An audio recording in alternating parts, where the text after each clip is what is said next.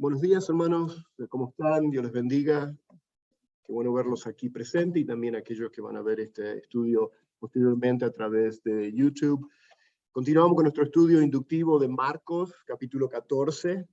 Estamos en los versículos 27 al 42. El tema de hoy que vamos a ver es la agonía de la copa. Y por supuesto, cuando ese tema de la agonía de la copa, ustedes saben que la copa simboliza lo que es el juicio de Dios, la ira de Dios.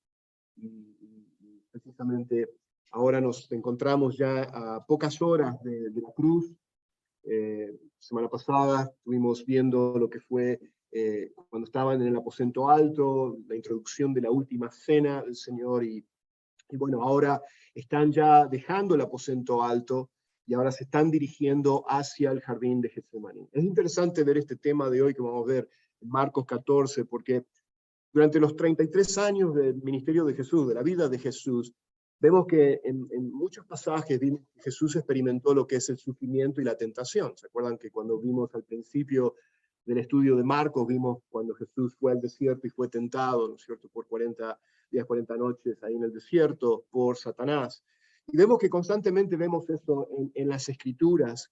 Vemos el sufrimiento de Jesús, vemos el llanto de Jesús, vemos un Jesús que se compadece por aquellos que están sufriendo. Y es interesante de ver que todo eso nos apunta a la humanidad de Jesús, o sea, de que Jesús es plenamente hombre y plenamente Dios.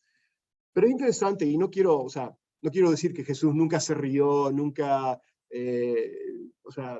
Jesús era hombre, 100% hombre, así que vemos que tuvo emociones, ¿no es cierto?, de alegría y de estar con sus discípulos en tiempos así de celebración, y de ninguna manera estoy diciendo, pero es interesante que las Escrituras se enfocan solamente, porque no nos muestran nunca al Jesús que se está riendo. Y nuevamente no estoy diciendo que no es que no haya eso ocurrido, sino que nos muestran al Jesús sufriendo, al Jesús que siempre está y que aún se está compadeciendo por aquellos que están sufriendo. Y es porque los evangelistas, tanto Mateo, Marcos, Lucas y Juan, el enfoque es realmente como Isaías 53 nos mencionan, de que fue profetizado que el Mesías iba a ser un varón de dolores, experimentando en aflicción, como dice Isaías 53:3. Entonces es por eso que vemos que los evangelios se enfocan en el Jesús sufrido, en el lamento, o sea, cuando él se lamentó por la ceguera espiritual de Israel, o cuando se lamentó, ¿no es cierto?, el sufrimiento físico de los enfermos, los discapacitados, que él tuvo compasión de las multitudes, o él mismo cuando él lloró, cuando se enteró, ¿no es cierto?, de la muerte de Lázaro, ¿no es cierto? Entonces vemos eso. Y entonces eso es lo que nos apunta, ¿no es cierto? Es lo que Hebreos 4, y lo hago de introducción a esto porque es para que empezamos a entender y ver, ¿no es cierto?, que este varón de dolores es como nos dice en Hebreos 5, de que dice, teniendo pues un gran sumo sacerdote, dice, que trascendió los cielos, Jesús, el Hijo de Dios, dice, renegamos nuestra fe, y dice, porque no tenemos un sumo sacerdote que no puede compadecerse de nuestras flaquezas, nuestras debilidades, nuestros sufrimientos, sino uno que ha sido tentado en todo, como nosotros, pero sin pecado. Así que vemos a este Jesús sufrido, a este Jesús de dolor, pero es también para que nosotros podamos acercarnos con plena confianza a un Jesús que no está desconectado de nosotros, ¿no es cierto?, sino que Él entiende exactamente lo que nosotros padecemos y lo que nosotros estamos viviendo. ¿Ven? Así que bueno, eso es lo que vamos a estar viendo. Así que ahora nos estamos dirigiendo hacia lo que es el jardín de Getsemaní. En arameo la palabra Getsemaní significa prensa de aceite. Y es prensa de aceite porque precisamente hay árboles de olivo en este jardín de Getsemaní. Ahora bien, yo voy a mostrar una foto de lo que se ve, cómo se ve hoy el jardín de Getsemaní. Por supuesto, cambiado de lo que tal vez se veía en ese tiempo, pero es el mismo jardín, es la misma localidad, ¿no es cierto? Y muchos de esos árboles son los mismos árboles que estaban en el tiempo de Jesús, esos árboles de olivo. Pero es interesante porque es precisamente aquí en el jardín de Getsemaní es donde Jesús padeció el mayor sufrimiento. Muchas veces pensamos que es la cruz, y sí lo es, ¿no es cierto?, la parte física Pero la parte espiritual y emocional, lo que va a ocurrir ahora, lo que vamos a leer ahora en el Marcos 14, 27 al 42, es realmente el sufrimiento más grande que tuvo Jesús y la tentación más grande que iba a padecer Jesús en su vida, aún mayor que la tentación que él tuvo cuando él estuvo en el desierto, ¿no es cierto?, por 40 días y 40 noches, cuando fue tentado por Satanás. Es aquí la mayor tentación de Jesús, porque aquí está la decisión de que si Jesús iba a someterse al plan eterno del Padre, de que él tenía que ir a la cruz. Y lo vemos en la pregunta que él hace, ¿no es cierto? Y me estoy adelantando un poco, pero ya vamos a repetir ahí al pasaje que vamos a leer hoy. Pero es precisamente ahí, es ahí donde Jesús fue prensado. O sea, podemos decir, espiritualmente y emocionalmente y mentalmente, él padeció esa prensa, ¿no es cierto?, de ser precisamente lo que significa la palabra Getsemaní. Él iba a ser prensado, él iba a padecer, ¿no es cierto?, ese gran dolor que ahora vamos a ver en unos momentos más. Muy bien, así que tan solo para llevarlos en donde nos encontramos en el tiempo, durante la semana, de acuerdo a la cronología que hemos estado viendo, ¿no es cierto? Vimos que el día lunes fue la entrada triunfal, el día martes fue la maldición de la higuera, vimos que el miércoles fue cuando ellos ven que la higuera está marchitada, y después está la gran controversia y el discurso que él hace en el Monte de los Olivos ese día miércoles, que fue durante todo el día. Después tuvimos lo que es la última cena el día jueves, y bueno, todavía nos encontramos en el día jueves, o jueves por la noche, ya yendo hacia el día viernes, ¿no es cierto? Porque ya como estudiamos los días en el tiempo de Jesús, los judíos lo consideraban el día, comenzando el día es a la tarde, ¿no es cierto? Después de las 6 de la tarde, cuando ya el sol caía, era el comienzo del siguiente día. Así que todavía, todavía lo consiguen, sí. Aunque es un poco más liberada ahora, porque especialmente con el gran turismo que hay en Jerusalén, me acuerdo un día estaba el chofer del autobús que nos estaba llevando a los diferentes lugares, ya era ya las 6 de la tarde, y entonces lo miro al chofer y le digo, ¿vas a parar de trabajar? Le digo, y nos vas a dejar acá. Claro, claro, correcto. Entonces me dice, no, me dice, los voy a llevar al hotel. Okay. Entonces, te quería mencionar eso. El día viernes, por supuesto, es lo que tradicionalmente nosotros consideramos el Viernes Santo, el día de la crucifixión. Y tan solo para mencionar, y no quiero entrar en este tema porque justamente lo hablábamos con Ricardo, pero es tan solo si ustedes han escuchado, es para que no se sorprendan y digan, oh, ¿cómo puede ser esto? Hay por lo menos 3 opiniones diferentes acerca de si Jesús realmente fue crucificado el viernes. O sea, como yo le digo, tradicionalmente ese es el día que nosotros celebramos y lo vemos como el día de la crucifixión. Pero hay 2 opiniones más de un día miércoles que pudo haber sido que él fue crucificado, o el día jueves de esa misma semana. Y tienen sus argumentos, ¿no es cierto? Lo importante, como hablábamos con Ricardo, lo importante es que sí sabemos que Jesús resucitó el primer día de la semana, porque la Biblia es clara en eso. Lo que a veces la Biblia no nos da con plena certeza y claridad, y si hubiese sido tan importante, yo creo que lo hubiese dado con precisión, ¿no es cierto?, de que fue este día. Entonces, hay esa opinión y esos argumentos de que tal vez fue un día miércoles, porque para contar los 3 días completos de que estuvo en la tumba. Pero bueno, no voy a entrar en ese detalle porque si no me tardaría mucho en explicar cada uno de los puntos. Yo sigo sosteniendo y sigo poniendo, ¿no es cierto?, sigo el estudio de acuerdo a la cronología de la parte tradicional de que fue el día viernes, ¿no es cierto?, la crucifixión. Así que estamos en esa cronología. Pero si por ahí escuchan que algunos dicen, no, fue el día miércoles que Jesús fue crucificado, son argumentos válidos y tiene su validez, ¿no es cierto?, en cómo yo a veces lo he estudiado y a veces tengo cierta discrepancia con esos puntos de vista, ¿no es cierto? Y entiendo también el punto de vista que están argumentando, pero bueno. Así que bueno, ahí nos encontramos en el tiempo, en esa semana. Ya estamos a pocas horas, estamos ya al anochecer de ese día jueves.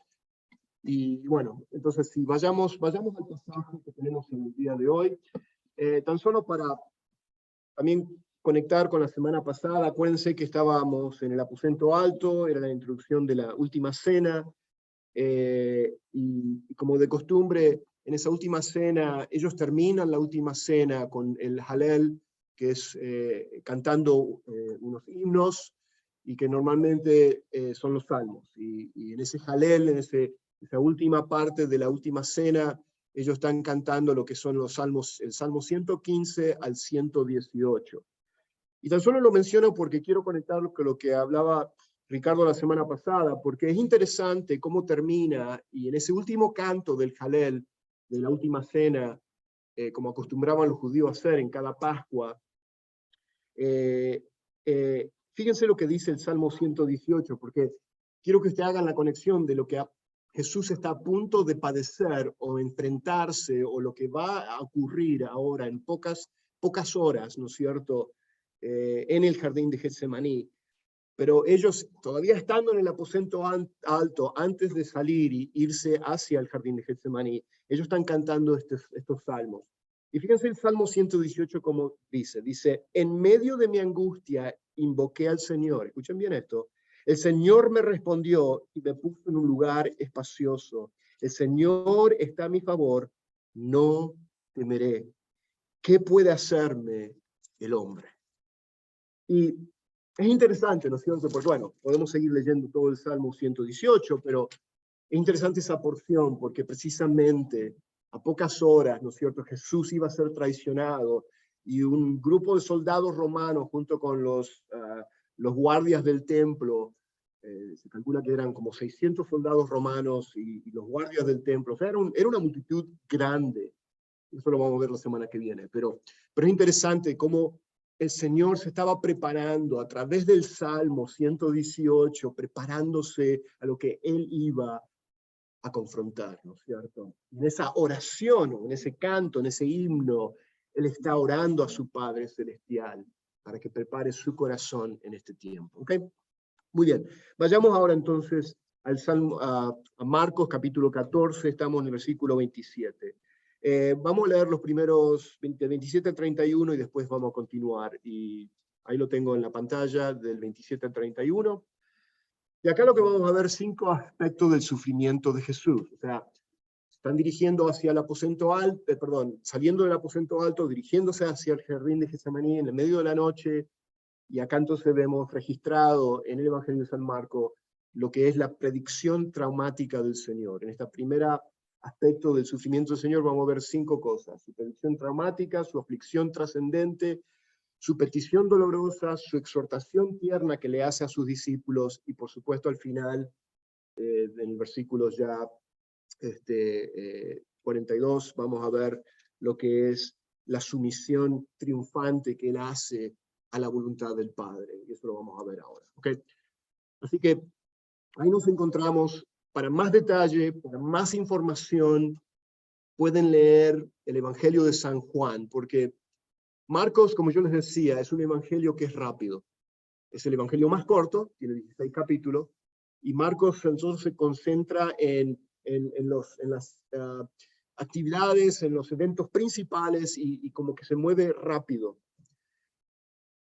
Imagínense, Juan dedica capítulo 13, 14, 15, 16 y 17 para hacernos ver y saber todo lo que Jesús le habló a sus discípulos cuando todavía estaban en el aposento alto.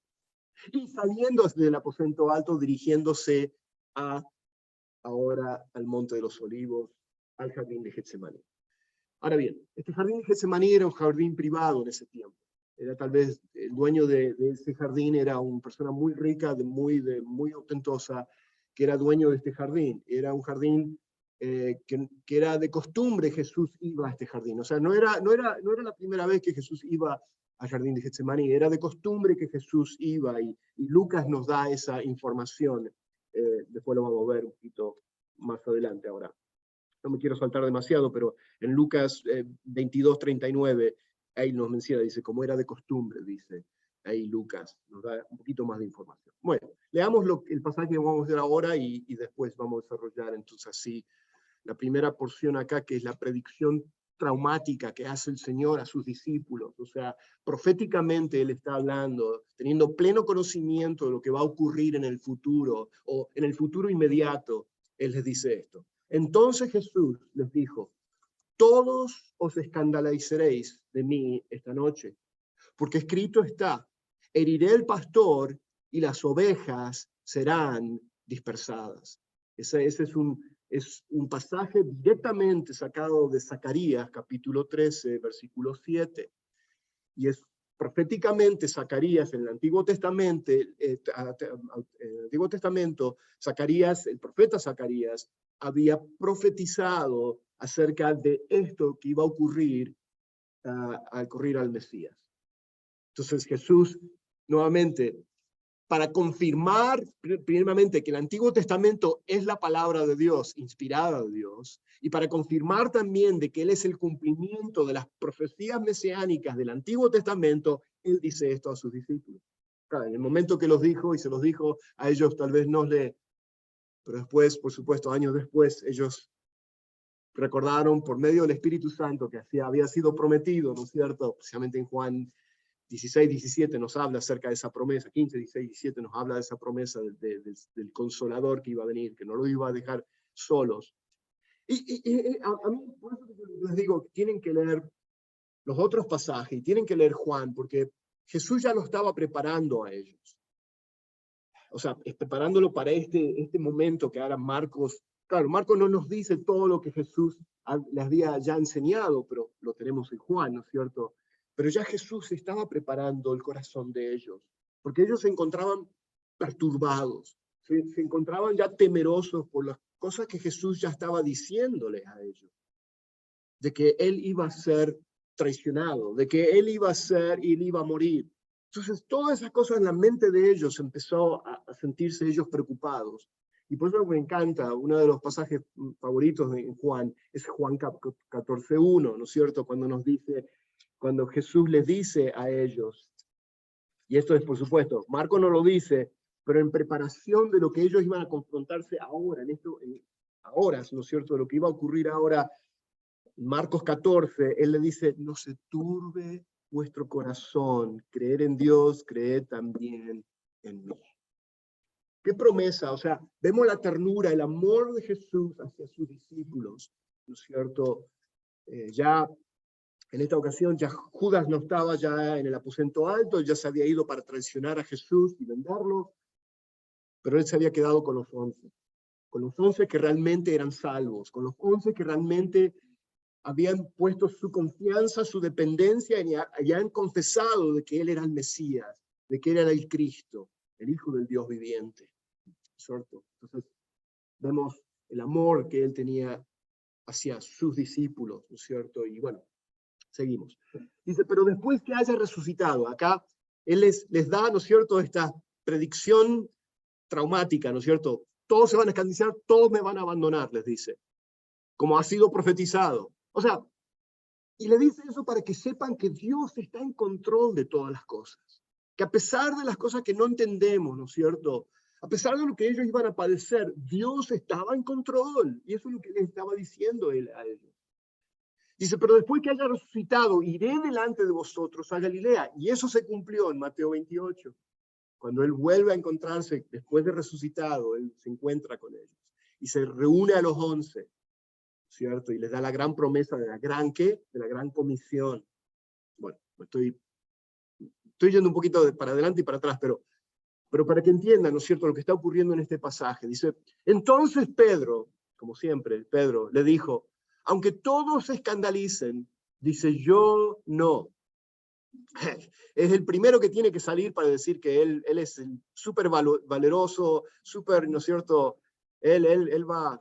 Y le dijo Jesús, de cierto te digo que tú hoy, en esta noche, antes que el gallo haya cantado 2 veces, y es interesante que solamente Marco menciona que es 2 veces el gallo, los otros evangelistas nos dice que cuando el gallo cante, ¿no es cierto? No nos dice que va a ser 2 veces. Pero es interesante porque acuérdense que, como yo decía al principio, el Evangelio de San Marcos fue escrito por Juan Marcos, discípulo, ¿no es cierto?, que estuvo junto con el ministerio de Pablo, ¿no es cierto?, y Bernabé. pero también después, años después, fue discípulo de Pedro, del apóstol Pedro. Entonces, toda la información que Marcos tiene para escribir el Evangelio de San Marcos viene de Pedro.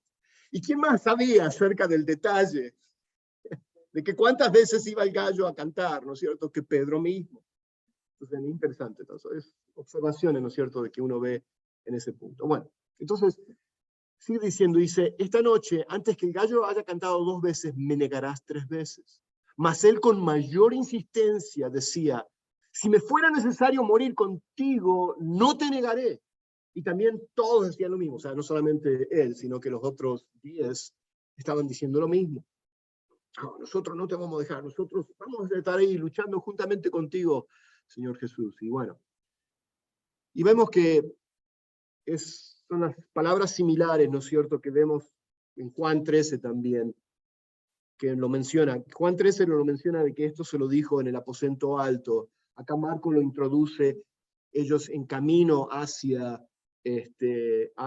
Getsemaní. Y puede ser que haya sido que lo haya mencionado más de una sola vez, ¿no es cierto? O que esta conversación la hayan tenido más de una sola vez, de que Pedro haya insistido, ¿no es cierto?, juntamente con el resto de los discípulos, decir, no, no, no, no, nosotros no te vamos a abandonar, nosotros vamos a estar acá hasta el final.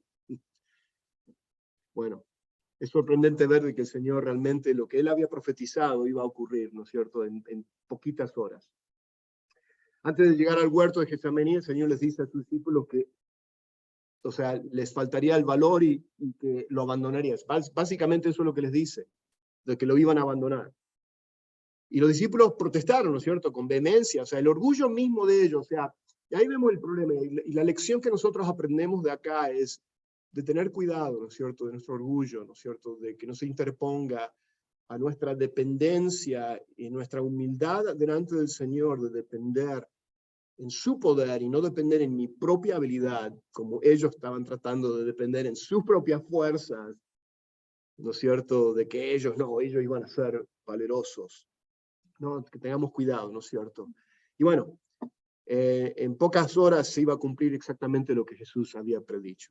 O sea, vemos que la ignorancia de ellos, la cobardía, la debilidad de ellos y el orgullo de los discípulos se resalta acá en eso, ¿no es cierto?, de lo que los discípulos están demostrando, su cobardía, la ignorancia, la debilidad de ellos, con el carácter majestuoso de Jesús.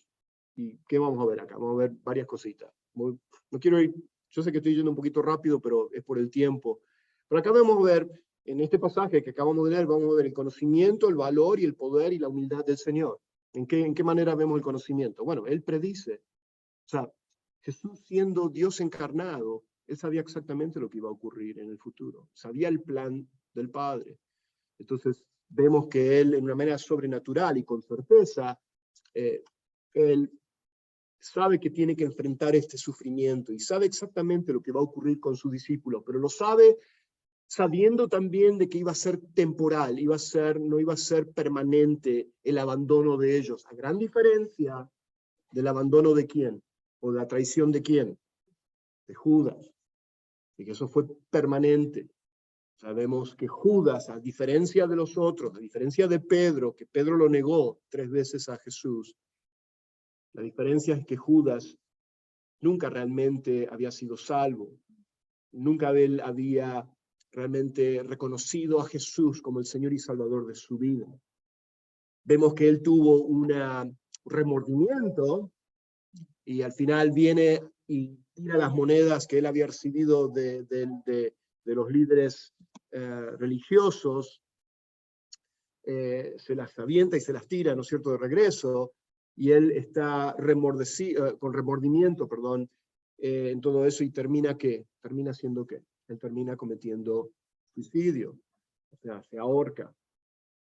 Y ahí vemos claramente la diferencia entre el arrepentimiento genuino de un Pedro que lloró amargamente, ¿no es cierto?, se arrepintió de lo que él había hecho al negar a Jesús 3 veces, y en la manera que lo hizo, o sea, no vamos a entrar en detalle, pero usando palabras obscenas, o sea, para que la gente se diera cuenta de que no, yo no soy uno de esos seguidores de Jesús, o sea, él usó palabras, o sea, fuertes. Bueno, pero después vemos el resultado de aquel que realmente es salvo, viene un genuino arrepentimiento porque el Espíritu Santo mora en él y no lo deja y lo vuelve a traer, ¿no es cierto? Así que, y también porque Jesús mismo lo había profetizado cuando le dice en Juan, ¿no es cierto? A ver si me acuerdo bien dónde está. Le dice, pero yo he orado por ti, le dice a Pedro. Creo que es Juan o es Lucas o Mateo. Bueno, ya me voy a acordar. Cuando le dice, pero Pedro, yo he rogado por ti. O sea que vemos que Jesús ya había orado por Pedro y la fe de Pedro, de que él no fallase, ¿no es cierto? Y ahí vemos nuevamente que nuestra dependencia de la gracia de Dios. Bueno, o sea, es ahí de que tenemos que volver siempre a la gracia de Dios, de volver a nuestra total dependencia en Él, para entonces librarnos de la tentación, librarnos del pecado, librarnos de caer y de ver de que es a través de su poder y no es a través de nuestro propio orgullo, de nuestra condición espiritual, de que yo soy muy así o yo no voy a caer como había Pedro y el resto de los discípulos habían dicho. Pero también vemos no solamente el conocimiento, pero vemos el valor del Señor. O sea, él sabiendo lo que iba a enfrentar, él no iba a vacilar, ¿no es cierto?, frente, aún sabiendo el abandono de sus más cercanos amigos. Fíjense esto, ¿no es cierto que cuando más estamos en un tiempo de dificultades, cuanto más uno necesita rodearse de aquellas personas, ¿no es cierto?, que están ahí, ¿no es cierto?, amigos, hermanos en Cristo, familiares, ¿no es cierto? Y qué decepción, ¿no es cierto?, es de cuando eso no ocurre, ¿no es cierto? Y en este caso, por 3 años y medio casi, Jesús estuvo con estos discípulos, ahora están los 11 ahí con él, eran sus amigos más íntimos, y que de repente, ¿no es cierto?, salen corriendo y se van, ¿no es cierto?, y lo dejan solo. A pesar de todo eso, y claro, Jesús sabiendo eso, y sabiendo que Él iba a restaurar la vida de ellos, ¿no es cierto? Y eso cuando Él iba a resucitar, y ahí nos lleva al poder, o sea, el poder de la resurrección iba a transformar a estos hombres acobardados, ignorantes, llenos de temor, lo iba a transformar, a ser, ¿no es cierto?, aquellos que iban a llevar el evangelio y el poder del evangelio y cambiar la historia de la humanidad. Imagínense eso. Solamente podía hacer eso a través del poder de la resurrección. Y él sabiendo eso, ¿no es cierto?, él no iba a vacilar. Y él siguió enfocado, ¿no es cierto?, en el plan divino del Padre, mirando hacia la cruz, pero también mirando no solamente a la cruz, pero mirando también hacia la resurrección, hacia la victoria que iba a venir 3 días después. Y es por eso que él les dice, ¿no es cierto?, lo que acabamos de leer, perdón. ¿Qué dice? Dice, pero después de que yo haya resucitado, le dice, iré delante de vosotros a la luz. O sea, les promete que él va a volver a encontrarse con ellos. Lo que ellos tenían temor de que, ¿qué está pasando? Que va a morir, que va a ser entregado, que Jesús ya no va a estar más con nosotros. Él les promete que él va a volver a estar con ellos. Y bueno, hablándonos de la resurrección y el poder de la resurrección y el poder que iba a venir también sobre ellos, ¿no es cierto? Y eso lo sabemos en Hechos capítulo 1 y 2, nos habla acerca de la venida del Espíritu Santo sobre estos discípulos y cómo ellos después, ahí comenzó la iglesia y cómo ellos después transforman la historia de la humanidad. Y nosotros somos el resultado, imagínense eso, nosotros somos el resultado de lo que ellos hicieron, o comenzaron a hacer 2000 años atrás. Y vemos que el orgullo de ellos, de los discípulos, se contrasta con la mansedumbre, con la humildad de Jesús. Jesús iba a morir para llevar los pecados de ellos, incluso el orgullo de ellos. Y no solamente por los pecados de ellos, sino también por todos aquellos que iban a creer en Jesús. ¿Okay? Y es de que Jesús se somete en humildad, en mansedumbre, se somete al plan de Dios, al plan del Padre. Bueno, seguimos leyendo entonces.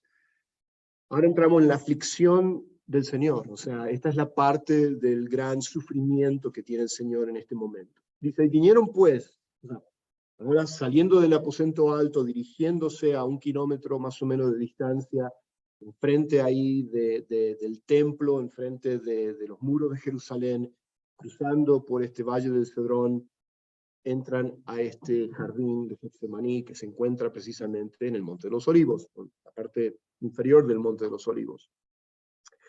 Y ahí Jesús les dijo a sus discípulos, sentaos aquí, entre tanto que yo oro. Y tomó consigo a Pedro, Jacobo y Juan. Interesante, ¿por qué tomó a Pedro, Jacobo y Juan? Porque eran los más íntimos del círculo, ¿no es cierto?, de los 12. Pedro, Jacobo y Juan siempre estuvieron en los momentos así,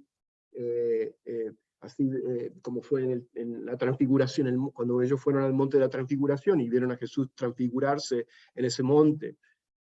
Era precisamente Pedro, Jacobo y Juan. Y eran porque era el grupo más íntimo, ¿cierto? Y comenzó a entristecerse, dice, y a angustiarse. Esas dos palabras son importantes de subrayar. Jesús, mostrando su humanidad, o sea, Dios encarnado, se entristeció, dice, y se angustió, y le dijo, mi alma está muy triste hasta la muerte, quedaos aquí y velad. Entonces le da una orden a ellos, o sea, y es importante lo que les dice, o sea, en el momento más crucial, en el momento más difícil, ¿no es cierto?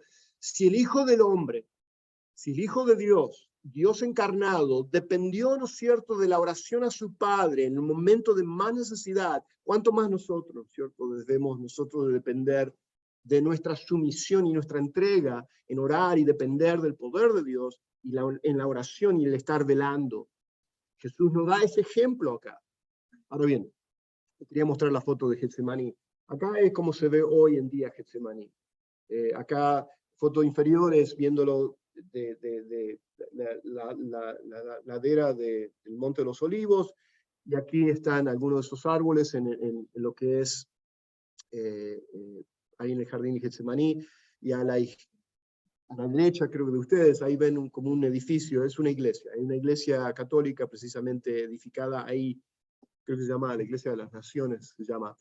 Y precisamente dentro de esa iglesia, como de costumbre hace la Iglesia Católica, y ha hecho la Iglesia Católica durante los cientos de años que han estado ahí en Tierra Santa, es que donde encuentran tal vez un lugar donde tal vez tradicionalmente se cree que era, por ejemplo, en este caso, esta Iglesia de las Naciones que se encuentra precisamente ahí en el Jardín de Getsemaní, hay una piedra dentro de esa iglesia, y se cree que es la piedra donde Jesús estaba orando y donde sudor como gotas de sangre cayeron sobre esa piedra. Ahora, si era la piedra o no era la piedra no se sabe con certidumbre, pero la iglesia en su tradición dice que esa era la piedra. Entonces lo que hicieron para decir esto es nuestro y nadie más lo queremos compartir con nadie más, construyen una iglesia encima de esa piedra.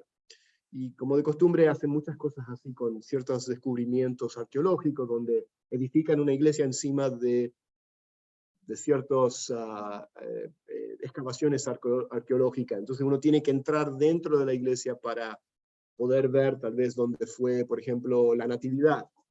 Está la iglesia de la Natividad en Belén. Uno tiene que entrar dentro de una iglesia, a entrar en unas cuevas que están por debajo de la iglesia. Todo esto no se lo van a perder para aquellos que van a ir a Israel. ¿Para qué? No. Bueno, es más bien es para que ellos controlar de que ellos estén al cuidado, ¿no es cierto? Al cuidado de esos lugares, que la iglesia lo considera como un lugar santo. Acá, típico lo que hizo así, especialmente la iglesia católica en muchos lugares ahí, y eso ustedes lo van a ver cuando vayamos. Bueno, no voy a tomar más tiempo en eso porque si no, me voy a pasar mucho tiempo. Entonces, eso es lo que está pasando. Acá está el gran sufrimiento. El Señor le iba a enseñar a Pedro y Jacobo Juan la lección importante acerca de su propia fragilidad y debilidad, de la necesidad esencial de ¿qué? De orar en frente de la tentación. Y eso es nuestra lección para nosotros. La palabra entristecerse, que yo les decía, es importante subrayar, que menciona ahí en el versículo que acabamos de leer, significa preocuparse o asombrarse. Y angustiarse es un término fuerte que indica grave desosiego o agonía. Y es importante entender esto porque acá él deja a los otros 8 que están a la puerta o la entrada del jardín de Getsemaní, como yo decía, es un huerto que tenía una entrada, y él se lleva a 3 de ellos, que es Pedro, Jacobo y Juan. Los otros 8 se quedan como velando a la puerta y cuidando, ¿no es cierto? Porque se sabía que algo iba a ocurrir. Por supuesto, sabemos que después, semana que viene lo vamos a ver, cuando vienen ya las multitudes, vienen los romanos y la guardia del templo a llevarse a Jesús. Esta fue la tristeza más profunda que Jesús iba a experimentar alguna vez. Ahora bien, ustedes piensan, ¿cuál fue entonces? ¿Por qué estaba tan triste Jesús? ¿Fue porque fue traicionado por sus discípulos? No traicionado, perdón, abandonado por sus discípulos. No, no fue eso. O sea, parte del entristecimiento sí fue, o sea, pero yo lo veo eso como secundario. Fue el hecho de que Judas lo traicionó, eso también es secundario. Uh, acá el gran entristecimiento o el desasosiego o la agonía que Jesús estaba padeciendo es el hecho de que la separación. Estamos viendo número uno, estamos hablando de que en la eternidad pasada nunca en la Trinidad, la primera persona y la segunda persona de la Trinidad iban a estar separadas. Es lo primero. Lo segundo es que él estaba por cargar, iba a llevar la copa de la ira del Padre. O sea que, imagínense esto, Jesús iba a cargar con la ira de Dios. Nosotros tenemos que preguntarnos, ¿de quiénes somos salvos? ¿O de quién somos salvos? Y la respuesta a esa pregunta es, somos salvos de Dios mismo. Somos salvos de la ira de Dios. Porque todos nosotros como pecadores nos merecemos, ¿no es cierto?, estar destituidos de la gloria de Dios. Dice, la paga del pecado es muerte. Ese es el castigo, esa es la sentencia. Y todos nosotros estamos sentenciados a muerte. Estamos todos bajo la ira de Dios. Pero entonces, para que la ira de Dios y el juicio de Dios fuese satisfecho, necesitábamos un sustituto. Alguien que tomase tu lugar y mi lugar. Yo no podía cargar, ¿no es cierto?, y justificarme delante de un Dios santo, porque soy pecador. Tú no te podías poner delante de un Dios santo, porque eres pecador también. Pero uno que era sin pecado fue nuestro sustituto. Y Jesús tomó, siendo sin pecado, el Cordero de Dios, fue quien él tomó en sí mismo tus pecados y mis pecados, y cargó sobre él la ira, la copa. Por eso que él dice, si es posible que pase de mí esta copa. Cuando él está hablando de copa, está hablando de la ira, el juicio de Dios.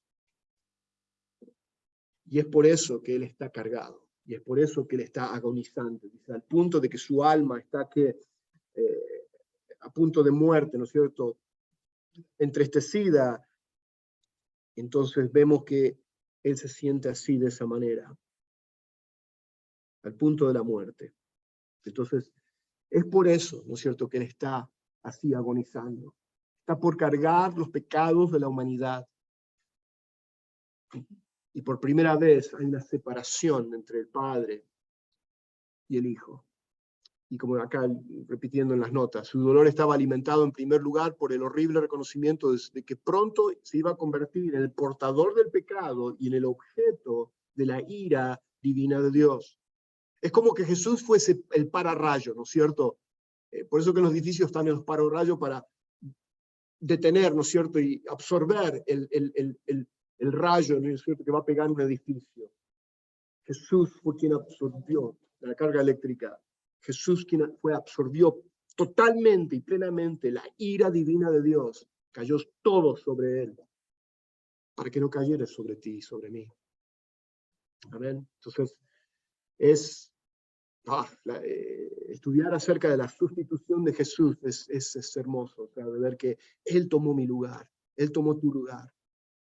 Muy bien, dice, entonces por primera vez en toda la eternidad experimentaría la separación de su Padre y sería molido por él como expiación por los pecados. Nuevamente repitiendo lo que acabo de decirles. En la otra nota que tengo ahí, la ola de angustia que inundó la mente de Jesús era tan intensa que casi lo mata, haciendo que sus capilares subcutáneos se dilataran y se rompiesen, y de esa manera el sudor que salía eran como gotas de sangre. Ahora bien, esto es algo importante, porque es interesante de que el único evangelio que lo menciona en detalle, esto del sudor de sangre, Marco no lo menciona, no lo acabamos de leer Marco, pero sí está en Lucas capítulo 22. Y es interesante que Lucas lo menciona. ¿Y saben por qué es interesante que Lucas lo menciona? Porque ¿qué era Lucas? Era un doctor de profesión. Lucas, que después es un discípulo, años después se convierte en un discípulo de Pablo y y lo sigue a Pablo en sus viajes misioneros, y se convierte en quien escribe después el Hechos de los Apóstoles y el Evangelio de San Lucas, vemos que nos dan gran detalle muchas cosas, y él usa muchas veces términos médicos, porque él era un doctor. Y es interesante que él hace esto, cuando en el versículo 44 de Lucas 22 dice, estando en agonía, oraba con mucho fervor, y su sudor se volvió como gruesas gotas de sangre que caían sobre la tierra. Interesante que Lucas hace ese comentario, y lo que los doctores, los médicos mencionan, que esto es posible de ocurrir, ¿no es cierto? Y se llama hematidrosis, o también conocida como hematidrosis o hemidrosis, y hematidrosis, o sea, hay diferentes términos acá que se mencionan, y es una aflicción, esto es de acuerdo al término médico, es una aflicción en la cual los vasos sanguíneos capilares que alimentan las glándulas sudoríparas se rompen y provocan que excuden sangre, y esto es cuando ocurre en condiciones de estrés extrema físico y emocional extremo. O sea, que es posible que eso le ocurra a una persona en esa condición extrema emocional y física. Y precisamente nos da, es importante porque me encanta que Lucas nos da ese pedacito de información para poder nosotros comprender la profundidad y lo terrible, ¿no es cierto? Y lo angustioso y lo doloroso que estaba pasando Jesús en estas horas, ahí en el jardín de Getsemaní. Se dice que la victoria de la cruz fue ganada, no en la cruz, sino en Getsemaní. Porque fue precisamente aquí donde vemos que Jesús se somete, ¿no es cierto?, a la voluntad del Padre. Y es acá que vemos el triunfo, porque de ahí entonces Él va y se dirige hacia la cruz. En la película La Pasión de Cristo, él está, porque así empieza la película, que él está orando. Satanás le dice, realmente tú puedes cargar con el pecado de todo el mundo. Es como la gente te ha tratado. Obviamente, porque angustia me encanta, o sea, esa película, o sea, claro, eso es una interpretación, ¿no es cierto?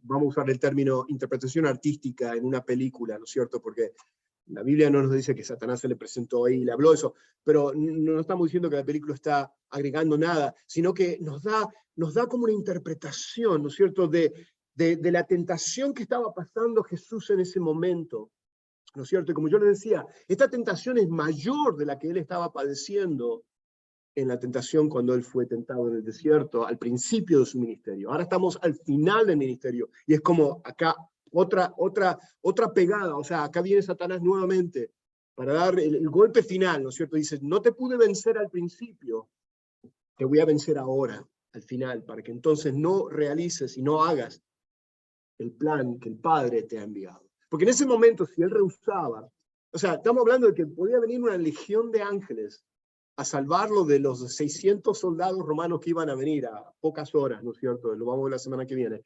Bueno, todo eso. Vamos a continuar, se nos va el tiempo. Versículo 35-36. Acá vemos la petición dolorosa del Señor que él hace. Acá vemos la conversación que está teniendo Jesús con su Padre, la primera persona de la Trinidad.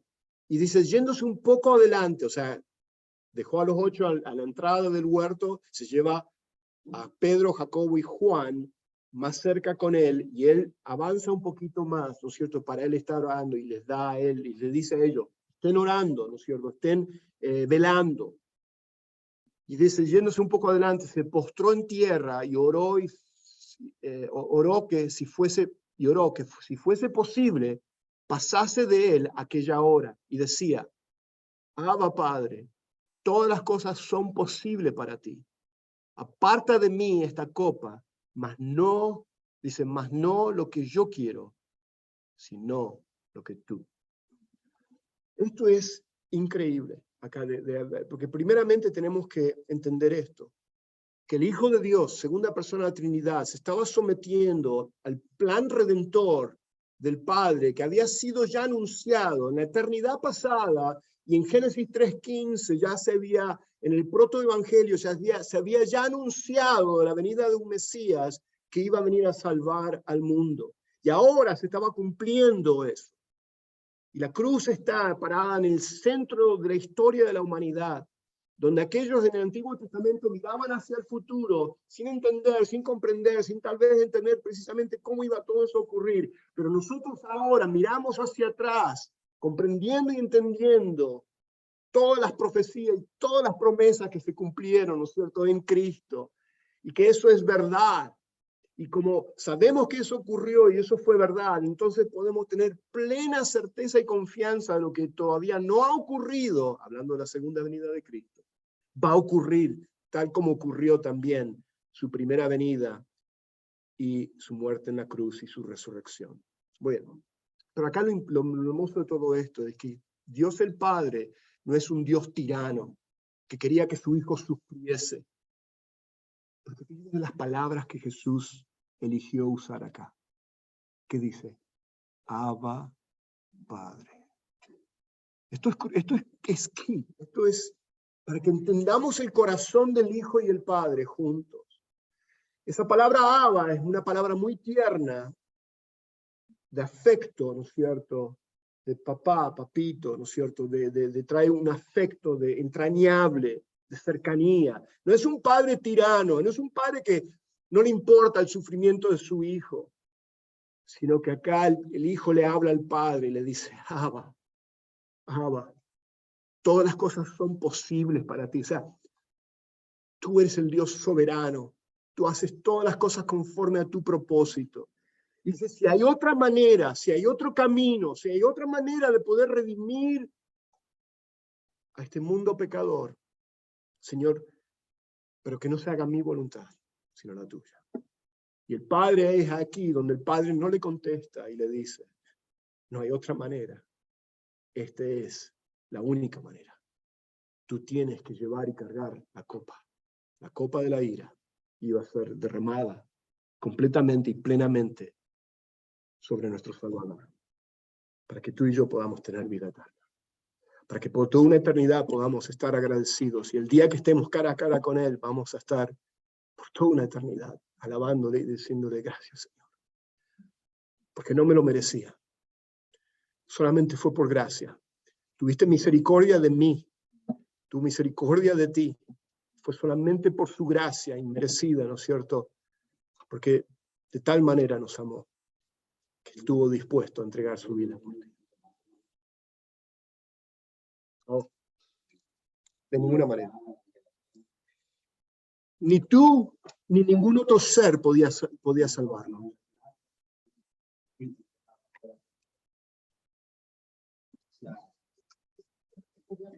Yo no puedo morir por nadie, porque tengo un pecado que pagar. Nadie puede morir por mí, porque tengo un pecado que pagar. Y vayamos más allá todavía.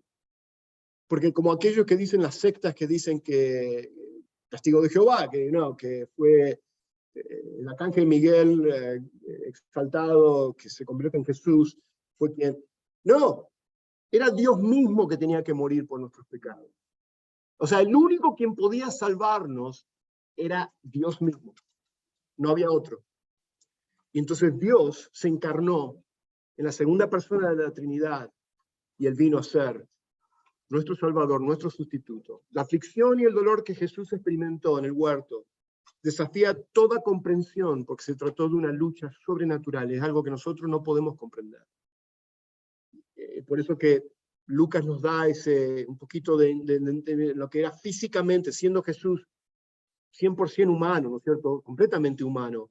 Él experimentó, ¿no es cierto?, ese dolor a tal punto de que su sudor eran como gotas de sangre. Y fue en Getsemaní que Jesús experimentó su mayor momento de tentación, como yo les decía, mientras contemplaba la copa de la ira divina que pronto iba a ser derramada sobre él. Esto es repaso de lo que ya les mencioné.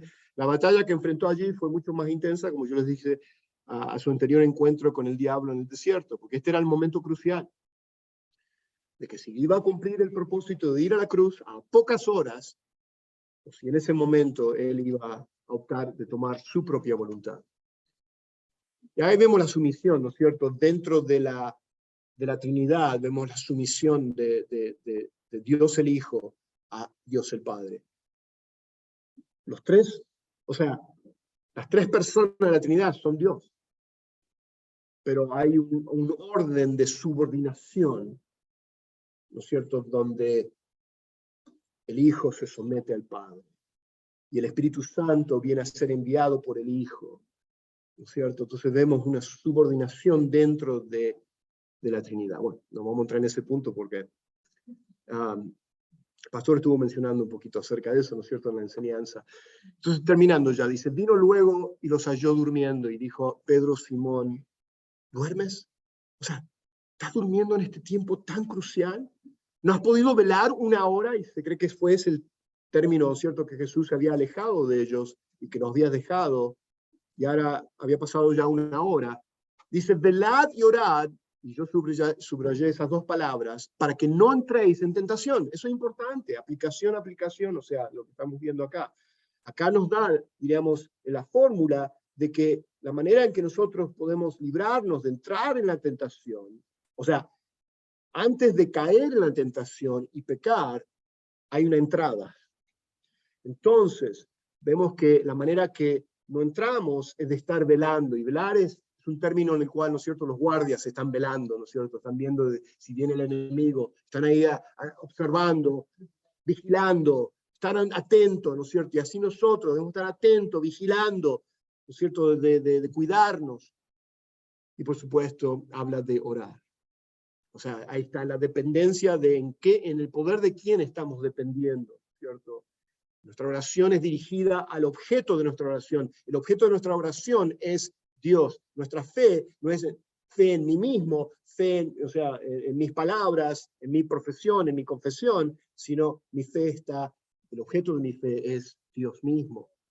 Dice, para que no entre en tentación, el espíritu, dice, la verdad está ¿qué? Dispuesto, pero la carne ¿qué? Es débil. Dice, eso es una verdad muy real. O sea, nuestra carne todavía no redimida, escuchen bien esto, porque nuestro espíritu ha sido, o sea, redimido en el sentido que tenemos una nueva naturaleza cuando ponemos nuestra fe en Cristo Jesús. Hay una nueva naturaleza en nosotros, porque ahora el Espíritu Santo viene a morar en nosotros, pero todavía esa nueva naturaleza está habitando todavía en un cuerpo todavía no redimido o glorificado.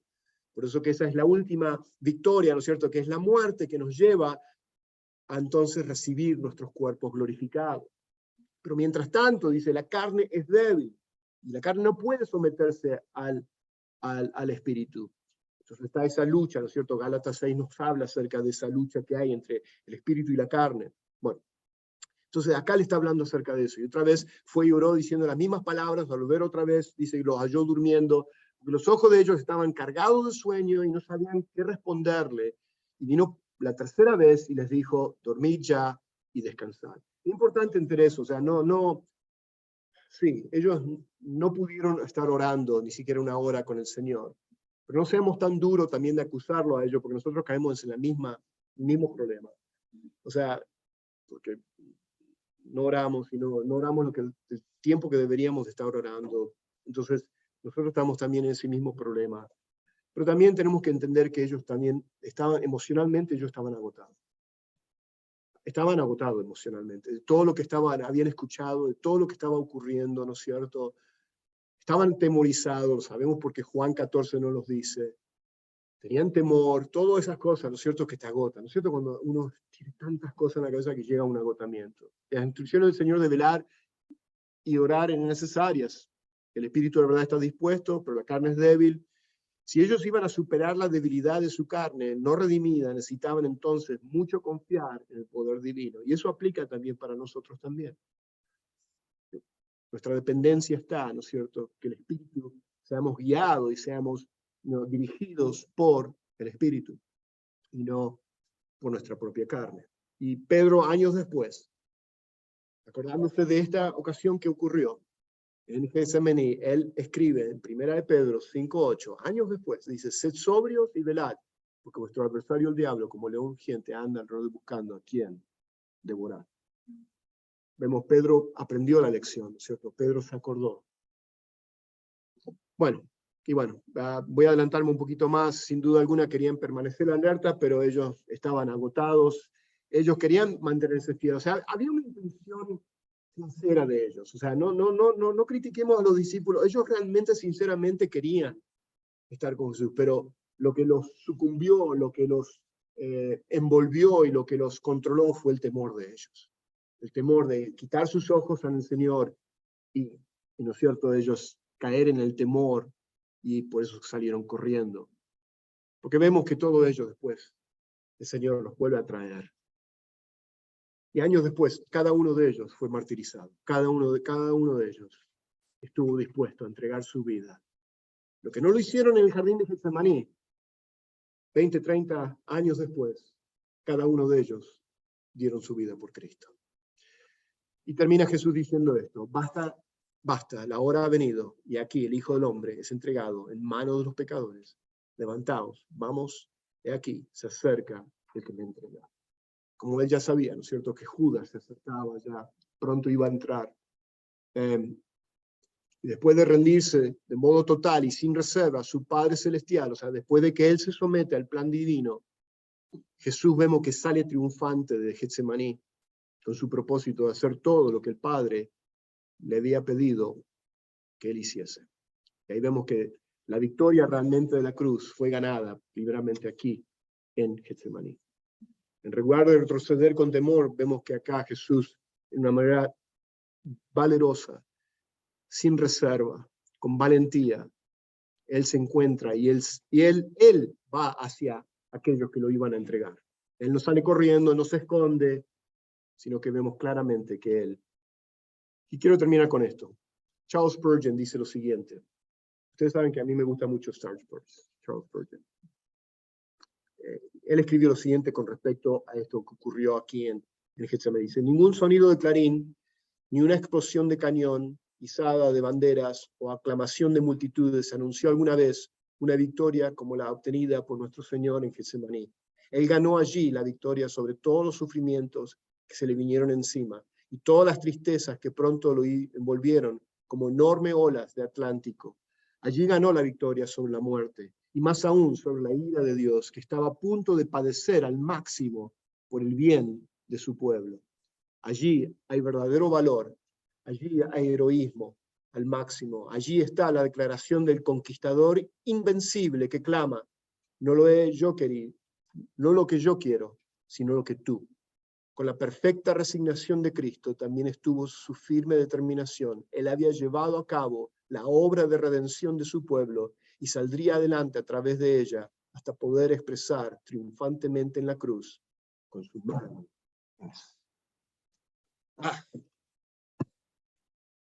Eso está. Amén.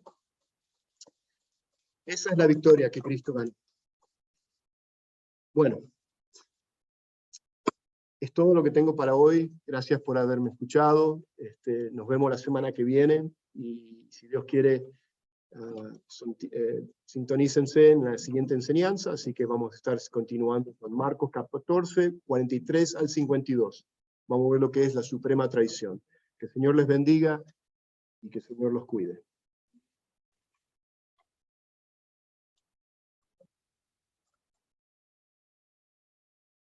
Muy bien, gracias, hermanos.